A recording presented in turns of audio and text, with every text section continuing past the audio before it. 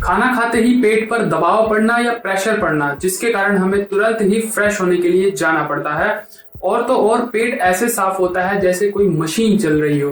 अंदर बहुत तेज गुड़गुड़ाहट और आवाज के साथ पेट साफ होता है और मल पूरी तरह से बिखरा हुआ होता है, यानी कि उसमें बाइंडिंग नहीं होती, एक जगह वो बाइंड नहीं होता है, बिल्कुल बिखरा हुआ सा मल आता है। इस समस्या में आपको या तो बिल्कुल दस्त लगे हो सकते हैं, यानी कि डायरिया होगा, बिल्कुल पतला मल गिरेगा और कई बार आपको जाना पड़ेगा, या आपको कॉन्स्टिपेशन भी हो सकता है, यानी कि मल बहुत कोशिश करने पर बहुत थोड़ा मल गिरेगा और दिन में कई बार जाना पड़ेगा, फिर भी आपका पेट पूरी तरह से साफ नहीं होगा। या किसी एक ही व्यक्ति में ये दोनों चीजें भी देखी जा सकती है, या तो कभी डायरिया हो जाएगा या कभी कॉन्स्टिपेशन हो जाएगा। तो इस तरह से इसके सिम्टम दिखाई पड़ते हैं। और कहने को तो ये बिल्कुल कॉमन सी समस्या है, सिर्फ 3 सेंटेंस का नाम है इसका इंग्लिश में, यानी कि IBS, इरिटेबल बाउल सिंड्रोम। और वहीं हिंदी में बात करें तो सिर्फ एक शब्द में, यानी कि ग्रहणी कला जिसको बोला जाता है, वो खराब हो जाती है, वो बिगड़ जाती है। इस बीमारी को कहा जाता है ग्रहणी। लेकिन कहने को जितनी ये कॉमन है उतनी ही इसने लोगों की जिंदगियां तबाह कर रखी हैं। आजकल के समय में भारत के अंदर एक बड़े पैमाने पर IBS देखा जा रहा है, जो कि ये हमारे लाइफस्टाइल की गड़बड़ी इसमें अधिकतर इसका कारण माना जाता है। तो इस समस्या की गंभीरता और इस समस्या से जूझ रहे लोगों की स्थिति को देखते हुए आज हम इस वीडियो में बात करेंगे कि IBS किस तरह से हमें तोड़ रहा है, यानी कि जो इसके पेशेंट्स हैं उनको बुरी तरह से प्रभावित कर रहा है, एक सामान्य सी बीमारी होने के बावजूद भी। प्रणाम, मैं विशाल और आपको स्वागत करता हूं आपके अपनी यूट्यूब चैनल सनातन मार्ग पर। और हम बात कर रहे हैं कि IBS के बारे में, इरिटेबल बाउल सिंड्रोम। खास करके ये हमारे आंतों से जुड़ी बीमारी है और बड़ी आंत से, यानी कि लार्ज इंटेस्टाइन से जुड़ी हुई ये समस्या है। मॉडर्न वे में अगर इरिटेबल बाउल सिंड्रोम को समझें तो हमारी आंतें जो होती है कंटिन्यूस मूवमेंट करती रहती हैं। जब हमारा भोजन आमाशय से होता हुआ जब हमारी आंतों में पहुंचता है तो धीरे धीरे आंतें उसमें से न्यूट्रिशंस को सोखती हैं और फिर वो शरीर तक पहुंचाती हैं और वेस्ट को आगे बढ़ा देती हैं। तो उसके लिए वो एक कंटिन्यू मूवमेंट करती रहती है। यही मूवमेंट जब बिगड़ जाती है या तो ये कभी बहुत फास्ट हो जाती है, जिससे आंतें पूरी तरह से हमारे न्यूट्रिशन को सोख नहीं पाती हैं और कच्चा मल ही शरीर के बाहर फेंकने लगती हैं, तो उसे ही डायरिया फॉर्म कहा जाता है। और फिर या तो बहुत धीरे मूवमेंट हो जाती है, तो ये बहुत देर तक मल को होल्ड कर लेती है, जिससे कॉन्स्टिपेशन की समस्या यहाँ पर हो जाती है। या कभी कभी ये स्थिति एक ही व्यक्ति में देखी जा सकती है, कभी आंतें बहुत तेज मूवमेंट करती हैं, कभी बहुत धीरे।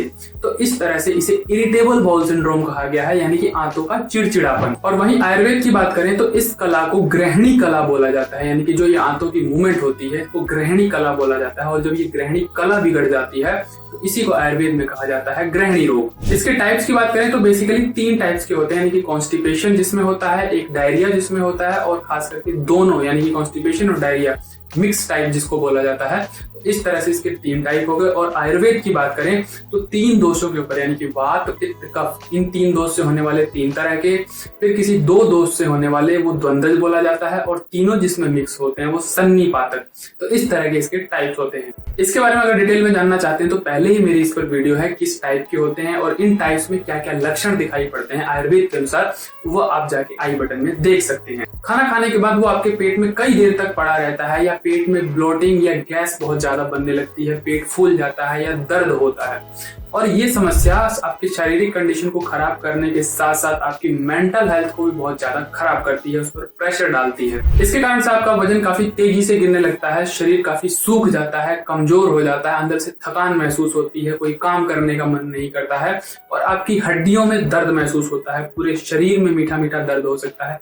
पेट के इलाके में तो होता ही है, जैसे जैसे ये धीरे धीरे अजीर्ण होने लगता है, यानी कि अपच होने लगती है, तो ये पूरे शरीर में दर्द फैल जाता है, आपकी हड्डियों में पेन हो सकता है। इस तरह से आप काफी कमजोर पड़ जाते हैं। फिर आप अपनी समस्या जब डॉक्टर को बताते हैं तो आपके बहुत सारे चेकअप्स होते हैं, जैसे सिटी स्कैन, MRI वगैरह, या अल्ट्रासाउंड होता है, एंडोस्कोपी और कोलोनोस्कोपी होता है।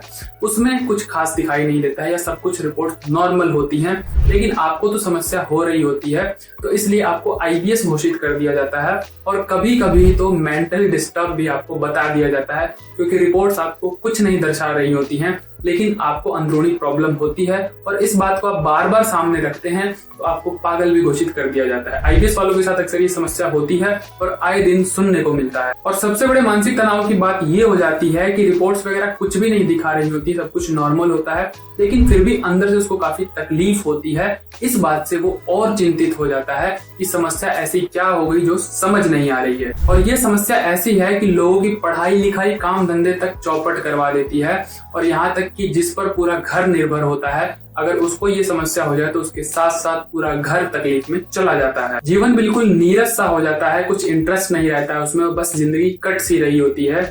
और कभी कभी तो ऐसा कहते हैं पेशेंट्स कि आत्महत्या के भी ख्याल आते हैं, क्योंकि सचमुच वो काफी परेशान होता है और खास करके जब ऐसे ख्याल आते हैं जब उसको कोई समाधान नहीं मिल रहा होता है। क्योंकि आयुर्वेद से लेकर के तमाम पैथी में आप चले जाते हैं लेकिन फिर भी आप वहां निराश होकर लौटते हैं।